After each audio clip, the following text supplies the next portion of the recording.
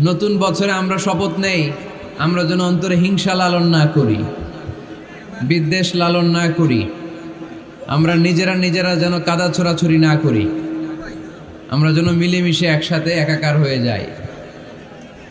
আল্লাহ তুমি কবুল করো, আমরা পড়ি আমিন। 60টা জিনিস মানুষ মরে যাওয়ার পরে তার কবরে পৌঁছতে থাকে। ইন্না মিম্মা ইয়ালহাকুল মুমিন মিন হাসানাতিহি বা'দা মাউতিহি, মানুষ মরে যাওয়ার পরেও যে 60টা জিনিস তার কবরে পৌঁছায় তার মধ্যে একটা হচ্ছে মসজিদান বানাহু, সে যে মসজিদ বানিয়ে গিয়েছে ওই মসজিদের সওয়াব। সুবহানাল্লাহ পড়েন।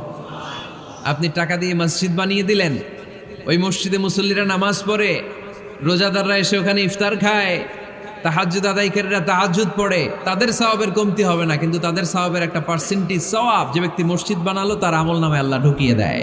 সুবহানাল্লাহ বলতে পারলেন না? হে নামাজি